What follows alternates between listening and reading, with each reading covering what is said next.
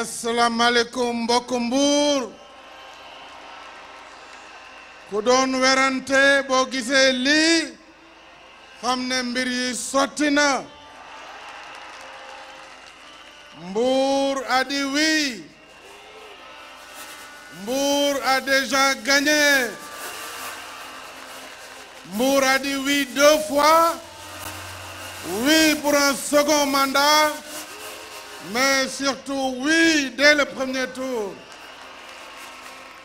Alors, je voudrais, chers amis de Mbour, vous dire combien je me sens heureux de me retrouver cet après-midi parmi vous. En effet, la ville et le département de Mbour ont encore montré leur force de frappe par cette mobilisation exceptionnelle. wane ngeen ne doo leen moromu gaañi doo leen seen morom xam naa ni naka jekk nous gagnons le département de Mbour. Donc le président Ousmane Tanor Dieng l'a dit, l'enjeu pour nous c'est pas la victoire à Mbour, mais c'est de savoir est-ce que Mbour fera partie des 10 premiers départements du Sénégal. Oui ngeen wax. Attention nag, pour faire partie des 10 premiers départements, il faut avoir au moins 75%. Vous êtes prêts? Alors, je vous fais confiance et je vous crois. wane ngeen ko li ma gis fii tey doy na ma jërë ngeen jëf ma bëggoon wax tuuti depuis Mbour, depuis la Petite Côte si ñaari secteur yoo xam ni ñoom ñoo ŋànk Mbour mais ñoo ŋànk économie bu Sénégal muy napp gi ak tourisme.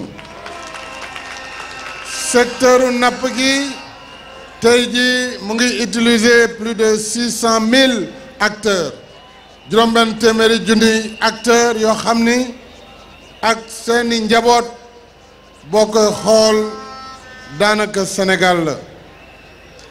ñaareel bi Sénégal dañu ne notre plan national c'est le ceebu jën.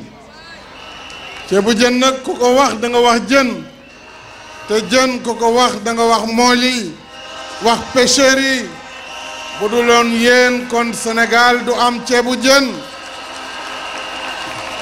looloo tax ma ànd ak nappkat yi ànd ak mool yi pour ñu renouveler quai de pêche yi ci Mboro ci Fass Boye ca Tëngéej Foundiougne ci Elinkine ci Kafountine Cap Skirring Niaguis Diogué Bignona Ziguinchor ak ci Ndangan Sambou. ànd ak mool yi moo tax ma def la subvention pour les moteurs de pirogue, déjà 5000 moteurs complètement subventionnés à hauteur de 5 milliards. Mais ànd ak mool yi moo tax ñu lancer la fabrication des pirogues en fibre de verre pour protéger mool yi pour wàññi accident yi pour que ñu yokk également conditions yu ñuy liggéeyee. ñu ngi def benn phase pilote géolocalisation loolu yëpp pour la sécurisation des pêcheurs. ñu ngi am récemment 400 licences de pêche en République islamique de Mauritanie, 300 autres licences de pêche au Libéria.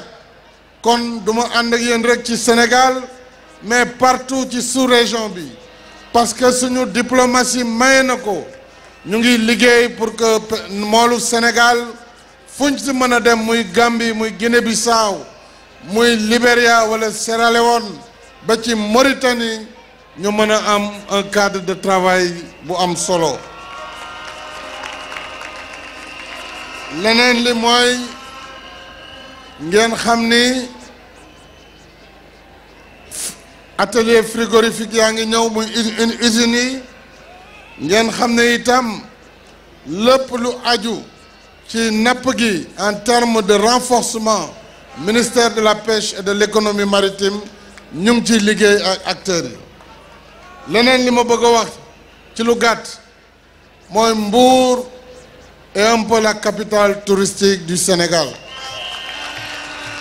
moo tax may wax waa Saly danañu investir beaucoup de ressources pour la modernisation de la station balnéaire de Saly, pour la propreté de Saly, mais pour une nouvelle offre en matière hôtelière et surtout pour le renouvellement des investissements dans la Petite Côte.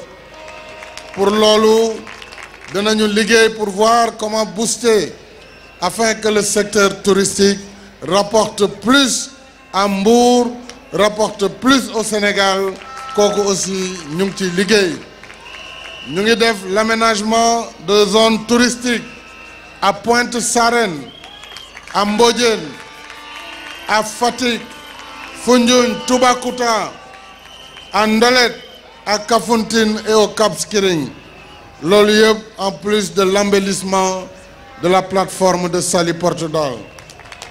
Il nous faut en même temps poursuivre, chers amis, la lutte contre l'érosion côtière ku ne xam na ne géej gaa ngi yóbbu côte bi am nañ ci programme bu am solo pour la stabilisation des côtes loolu lu ñu tàmbali ba pare la mais duma am temps wu développer ko mais xam ngeen ni dans le cadre du PSE si li ñuy wax le PAP 2 programme stabilisation de la côte sénégalaise de Saint-Louis à Kafountine loolu engagé nañ ko te dinañ ko def. Enfin, pour terminer, war nañu aussi protéger l'écosystème côtier mooy filao yi mooy lépp lu ñu def pour protéger l'habitat en milieu, n'est-ce pas, côtier et marin. kon Mbour li ma ci yokk surtout pour la jeunesse de Mbour et pour les femmes de Mbour mooy xam ngeen ni l'arrivée de l'autoroute qui va se poursuivre jusqu'à Kaolack, ainsi que l'arrivée prochainement d'un espace numérique ouvert et d'un nouveau centre, d'un très grand centre de formation professionnelle pour Mbour. Parce que bu Mbour du yem ak yeneen yi, parce qu'à Mbour, il y aura une filière à vocation touristique, tourisme hôtellerie. Il y aura une filière à vocation maritime pour la pêche. Il y aura d'autres filières comme l'agriculture aux côtés de la commune, n'est-ce pas, de Sandiara. Kon Mbour, je vous renouvelle mon engagement pour que dans le cadre du second mandat de 2019 à 2024, votre cité soit parmi les plus belles du Sénégal. Et Mbour le mérite et je m'engage à travailler avec vous.